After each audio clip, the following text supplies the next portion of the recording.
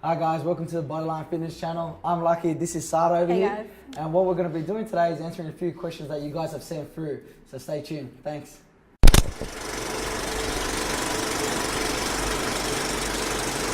So Sara, how did your fitness journey start? It's a bit of a long one actually. So it started about 2 years ago. I actually inboxed Bodyline Fitness and I said, look, I've got some hip pain, I'm a little bit overweight, how can you guys help? So I knew then and there I just really wanted to make the change, and then Lucky was really prompt and straight away was like, yep, this is what we need to do, come in for a consult, and that's basically where it began 2 years ago. Yeah, how did yours start? Mine started back when I was a kid because I was pretty much medically obese. So with when you got the scare of you're not going to make it to your 21st birthday and you're 12 years of age, you go, that's a serious problem. So pretty much just watched Rocky 1 to 5, because back then 6 wasn't out. Yeah. And then literally just got motivated through there, and then just went on ever since, just training, fell in love with the results, and then pretty much just kept challenging myself to next things, and here we are. Keep going strong. All right. So what's your role here at the studio? Okay, so I'm pretty much the founder and managing director of Bodyline Fitness, and pretty much we began this journey back in 2014 because I had gone to school, uni, graduated, all that sort of stuff. Worked in different fitness industries, different places and whatnot, and realized there was something missing. So then that's when I was like, hey, I'm gonna put this into action, and then that's how pretty much Bodyline Fitness sort of began and how I started the whole role of it. So yeah. So then pretty much that brings us on to your role now. So what do you do here now? So not only were you a client, but now what do you do? What's your So obviously title? I started as a client 2 years ago. However, I had a major career change. So I basically, once I lost all the weight, I decided, this is the industry I wanted to be in. So I started studying. I recently just graduated and did a diploma of nutrition. So I'm the in-house nutritional coach. So as well as managing the studio, I'm the in-house coach. So if you guys ever want to talk about food, I'm a foodie. I love talking about food. I'll talk anybody's ear off about food. Ask Lucky, I'm talking about food all the time. Yeah, she even cries over it. So it goes good that way. So then pretty much a common question that we get always coming through is what's classes and services we provide. So pretty much Bodyline Fitness is structured around a one-to-one PT. We also do offer a 2-on-1, so that way you can get 2 people training at the same time. But on top of that, what's really important is that we actually personalize the programs to our clients. Yeah. You can pretty much confirm that. So when you came in with your hip issues, we didn't just do anything to irritate it. We actually corrected the issue and stuff like that. So we go through a series of screening, testing, questionnaires and stuff to really understand our client, make sure they're in the right place and we're doing the right job by them. So those are our 2 main focuses, but on top of that, guys always want more. So what we then did was pretty much introduce our classes. So we run a HIIT circuit class, boxing classes, and some nice Pilates first thing in the morning. So they all go hand in hand, and yeah, pretty much it. All right, so somebody wants to know, what's the best way to gain muscle without bulking out? That's something you hear all the time. Yeah. Without bulking out. Without bulking out. It's simple. It's still got to eat a lot, but you got to eat clean. It doesn't mean when you got to gain on muscles, I got to bulk up and go down to train heavy weights and then go down to Macca's to get a high calorie intake. It's not like that. It's more talking about leaner meats, leaner cuts, and just cleaner food your rices, vegetables, salads, and then chicken, eggs, all that sort of stuff. Just clean cutting it. That's the sort of nutrition side of it. That's very important.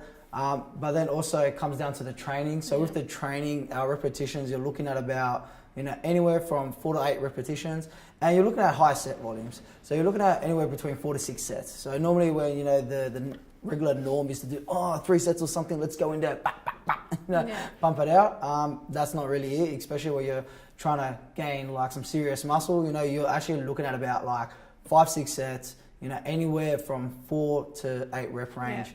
And yeah. So then we got here. Okay, this is something you can answer, right, for us. Is pretty much the key things to cut out of your diet when trying to lose weight. Okay, so this is where it gets a little bit complicated because obviously everybody is different, everybody metabolizes food really differently, but this is where I'd really sit down and say, look, what are you eating, when are you eating it, what are your portion sizes, because ideally I don't want to cut anything out of anybody's food groups because it's not good to you because we're trying to create a lifestyle. We're not trying to tell people, no, you can't have carbs, you can't have this. No, that's completely wrong. What we want to do is really look at, what time of the day they're eating the most carbs, and then from there we can kind of say, okay, maybe we can look at your portion size. I think that's more important. We're never about cutting out anything. Obviously definitely. We can kind of if you do have a lot of dairy, like coffees for example, if you have 4 to 5 coffees a day, then we can say, okay, maybe let's cut down a bit of the coffees, but we're never going to completely cut it out. So yeah, that's something we really, everybody's different, and I personally wouldn't cut anything out. Yeah, I'm just going to jump on that as well. What was really key that Sara said, it's actually a lifestyle change, guys. Yeah. So pretty much with this, it's no fad diets. Oh my God, I'm going to do this for 8 weeks. Look great after 8 weeks, and then 2 weeks later, you're back to square one again. Yeah. Because you just did diet. So we're all about educating, really teaching you guys exactly what it's about, and it's not going to happen overnight. Everybody's looking for the magic pill. It's not going to happen overnight, honestly. If you find it, please let me know. But no magic pill. So, all right. Okay, so pretty much next one that everyone always loves to ask us is our workout routine. So how are we working out at the moment, and pretty much our structure. So you can hit this one up first. Oh, you want to go first? I want you to go first. What's your breakdown, girl? So I'm constantly changing the way I work out purely because of my goals. They're constantly changing. Yes, I have an overall goal, but you know yourself, I'm constantly changing. At the moment, I'm doing 4 to 5 weight sessions, and then I'm also incorporating a lot of HIIT cardio afterwards, and then as well as 1 day of active recovery cardio. So I live kind of locally, I would say, and I just do the bay walk. So it's just more for my mental health, just to get out there, get some fresh air. But the main important thing is to be consistent, because there's even times where I'm just I have to push through, but just be consistent. Oh, yeah, but at the moment, that's what I'm doing. So yeah. Yeah, sweet. Yeah. What about you? Mate, I'm pretty much definitely a guy that has to train about 4 to 6 times a week. I will have the 1 day off, but that's either rest or something's come up. So, but definitely without a doubt, 5 to 6 weight sessions, and definitely about 4 to 5 cardio sessions on top of that. But the way I do is I actually structure my cardio slightly differently, because I personally don't like sitting on the equipment for 45 minutes and just pedaling away or doing whatever you do there. So I break it up into HIIT sessions like you do, so that way you get some nice, really good fun intervals. You time it, it goes a lot quicker. And then also too, I really love circuits. So I will set up about 5 or 6 different exercises in a routine, and then bam, smash that out like a HIIT interval. And after you can sort of complete all 5 and 6, have that bit of a rest break, and then boom, smash back into that again. But without a doubt, weights is a big part of it, because obviously we want to maintain that muscle and grow, and structure everything around you. So yeah. This kind of brings us on to the next one. So if people are wanting to get healthy and fit and lose weight, but they have no idea where to start, any good advice that we have for all the beginners out there that are kind of procrastinating and every night going to bed going, what do I do? What do I do? I'll tell you what you do. Get started. Simple, guys. Just do it. You just got to make the change, guys, honestly. No, because it's been, I've personally been there myself, where you pull it off and you'll be like, oh, what do I do now? Where am I going? Who do I go to? Honestly, guys, if you just get started, whether it is just for yourself, because I know it's a big step, going into a facility. So whether it's just for yourself, whether it's late at night, so no one sees you here and there, you go out for a walk around the block. Start it off easy. Yeah. When I started my journey, I couldn't even run 2-3 houses down. I'll literally be there to the end of the street, and then I'll be huffing and puffing, and everyone was still come on, what are you doing down there, man? Come on. I'll be I'm dying, stop. But definitely the way you want to start is just just go out there and do it. Yeah. Like, so just find your little thing, just straight away, even if it's just, you know, once a week, tick it off. Then the following week, aim for twice. Following week after that, aim for 3 times, you know, and then you just start to get into this rhythm, you know, slowly, you'll start to see a bit of change. Yeah. That will motivate you in itself. And then once you are ready, you can make that change and develop further and go into a proper facility where you can get a proper structure, a proper routine that is tailored to your body to then even get you better results. So that's sort of my advice for the beginners, is just to really, you know, go out there, start yourself and see how comfortable you feel with it. Yeah. No, that's good All right. advice.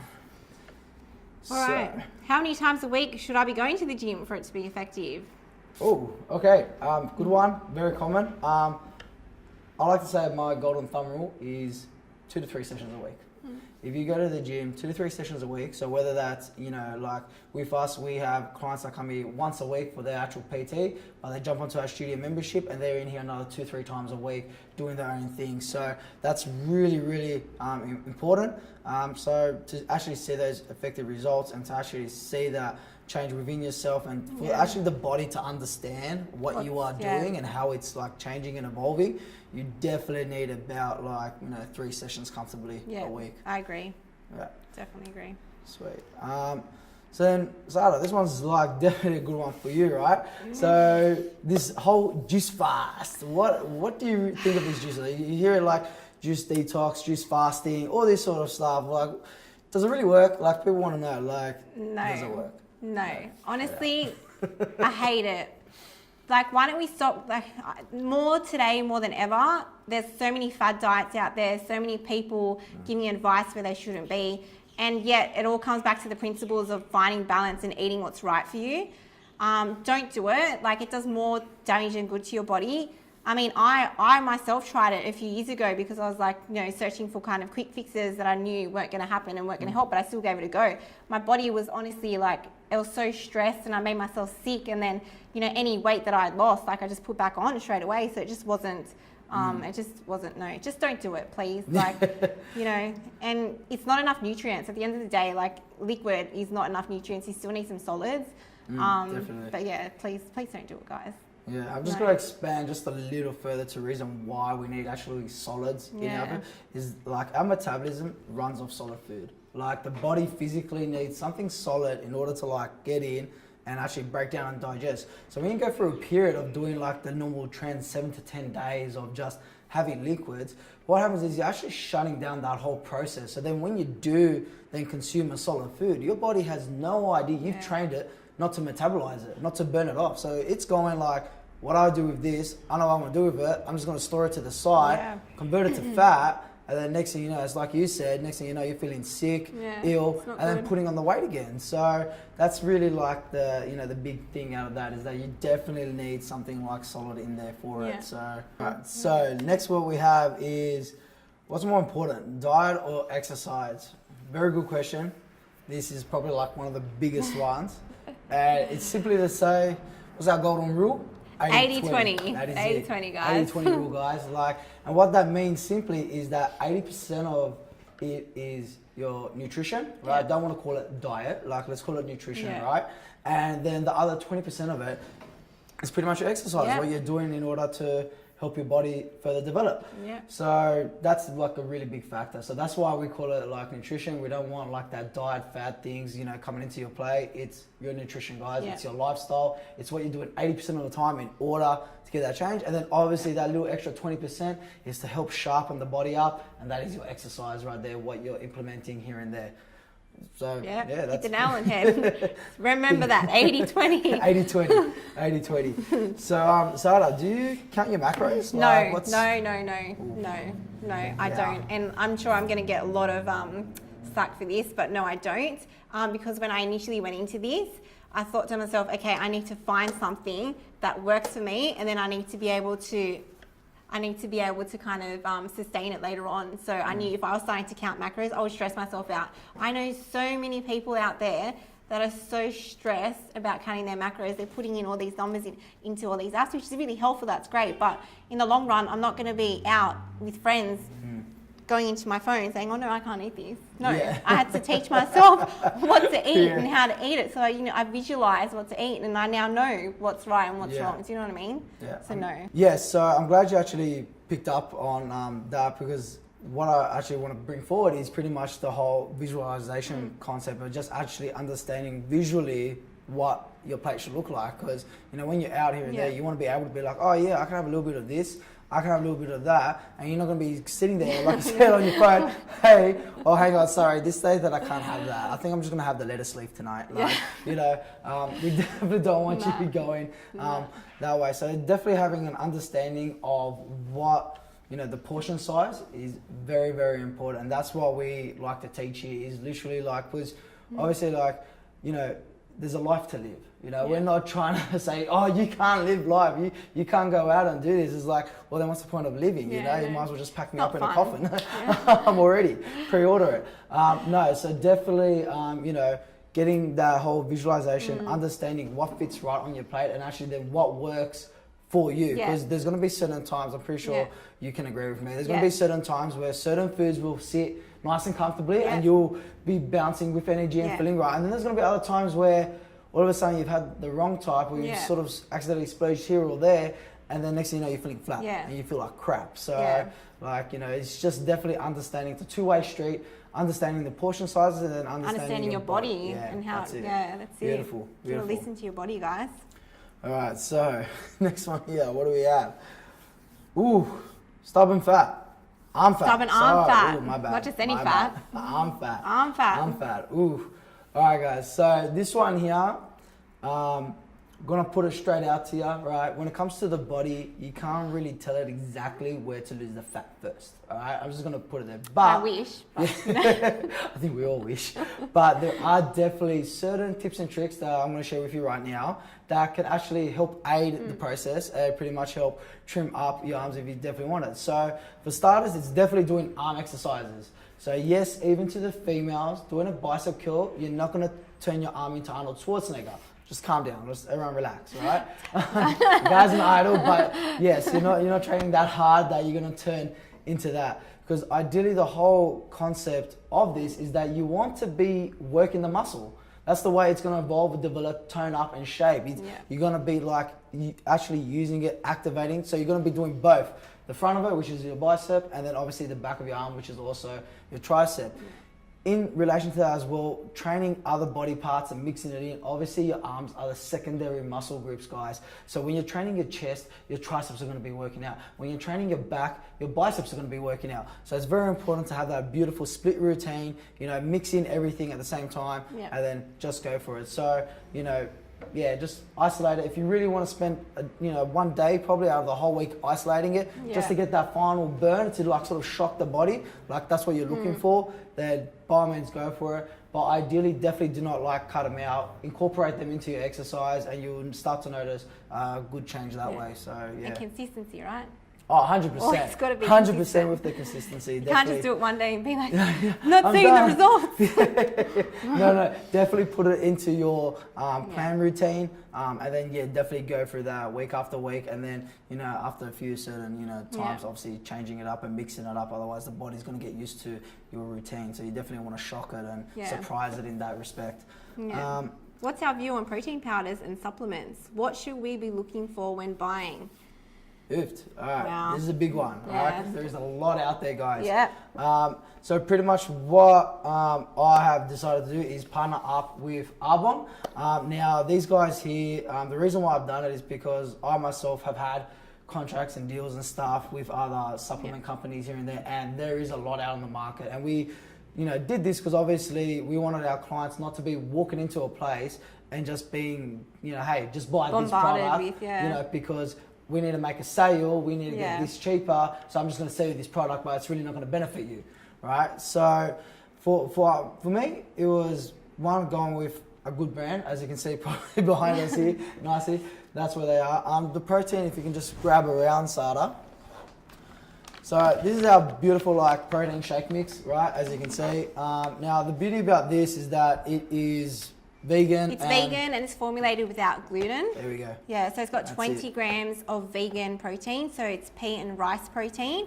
So it absorbs a lot quicker and it's easy on your digestive system as well. So yeah, it sits really well and the texture is really nice too. So it's great to kind of incorporate with smoothies, oats, and obviously just to have as protein after your workout. But yeah, no, so it's definitely a really nice alternative. Yeah, and on top of that too, like there are extra added amino acids being pumped into this, so that's what actually makes it faster absorbing. So I won't get into too much detail, but pretty much amino acids is the breakdown of protein. So when you already got protein powder plus its breakdown getting into the mix together, you're gonna get that faster absorption rate. And as Sara said, like, I mean, when you're making them smoothies, it's like, oh, really good mix, easy to use. So, yeah.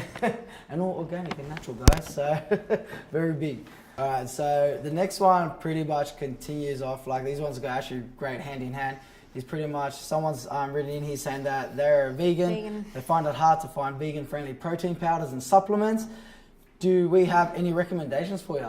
I'm pretty sure. Yep, we do.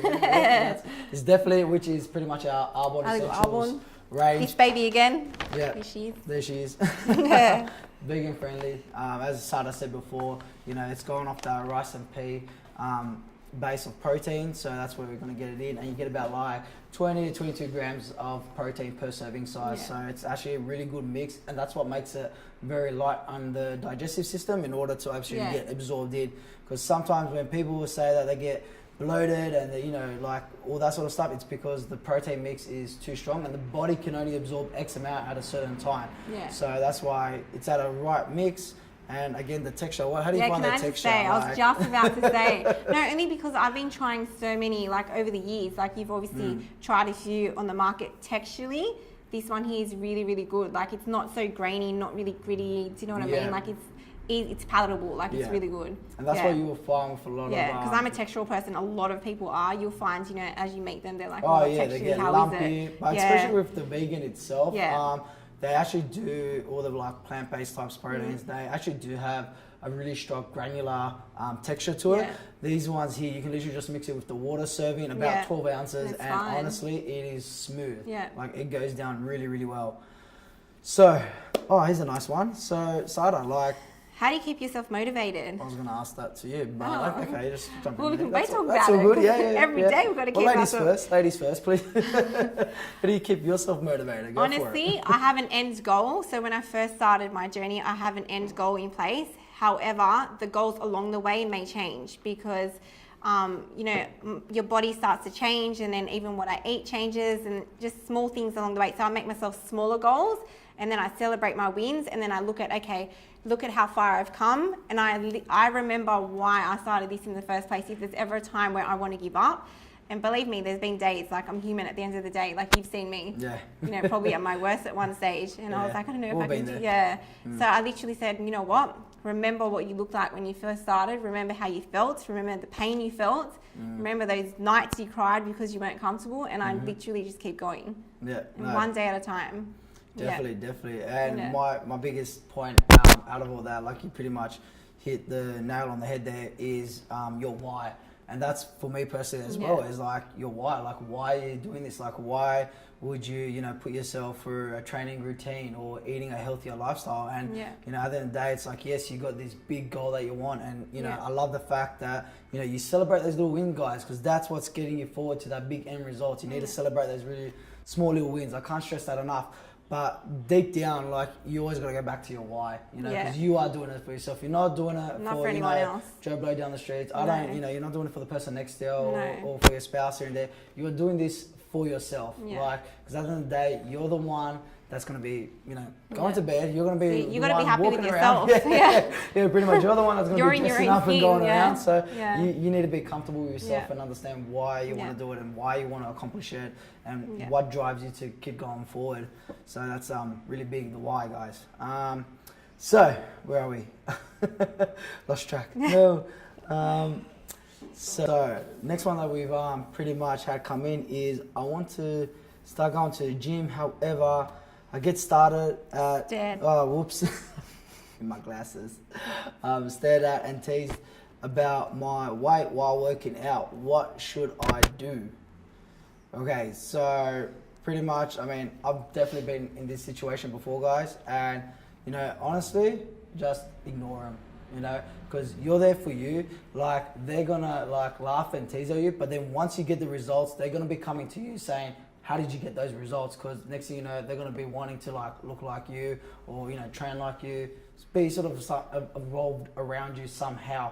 So my biggest thing is just to ignore them, because when I started off, like, I was like the heaviest guy in school, the biggest round guys. Like, I still got stretch marks and stuff today to prove it and stuff. But now, like, fast forward like 10, 15 years later, and everyone's coming to me going, how do I get as big as you? How do I get as strong as you? How do you train here and there? So honestly, guys, just, you know, it ties back into pretty much your motivation and your why. Remember why you're doing it, and then just like ignore them. You know, like, you don't have to backchat them. Just keep walking past. Get some gangster like noise cancelling headphones. You know, there's all types out there. Put them on, blast the music, and do what you got to do. I mean, would you agree? Like, how would you find it? I mean, you came from a different sort of path. Like, that's what I did, because I started young in the gym and going there. Like, you know, you've gone to other gyms before. How did you find it? Yeah. See, I have gone to other gyms before, and I just found I was a little bit overwhelmed with first of all, the amount of people during peak times, and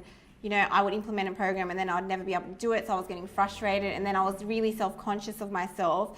That, you know, people were staring at me. So then I said, okay, like, you know, where can I go now to train that's like a little bit more private for myself? And that's why I initially kind of stumbled across you, because I was like, okay, so it's a private studio. I'm going to feel more comfortable, and I can achieve the results I want to achieve without having to worry about, you know, what so-and-so is telling me. Because, you know, I would get given programs and I would be doing them, and then, like, you know, every Tom, you know, would come up to me and say, no, you're not doing it right. You just get overwhelmed. Like, you honestly get intimidated and overwhelmed. So that's why I initially started training here, because it was just a private space for me. Yeah. You know, it's just one-on-one time, and that's it. It was just me, and that's it. Yeah. Sweet. That seems good. Glad that you like found that out and you were able to find us. Makes a big change. So then the next one we have is pretty much, someone was asking how to maintain the motivation, because they, for one, give up after a week or two. So I guess this was going back to your little small victory wins. So guys, set up those. Obviously, you're gonna have like what Sara was saying before. Is you have your main one, your long-term one, but then you got to break that up. And then when you break that up into smaller ones, and you can start off by like a year. I'm pretty sure you got a yearly goal. You got a yearly goal. How's yours broken up? So I do it yearly, and then I also break it up into a 10-week goal.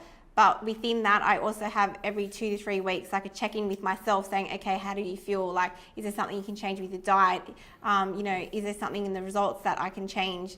You know, whether it's my exercise, do I need to mix up my exercises? Like, I'm constantly checking in with myself saying, okay, are you enjoying this? Because I need to find things that I enjoy.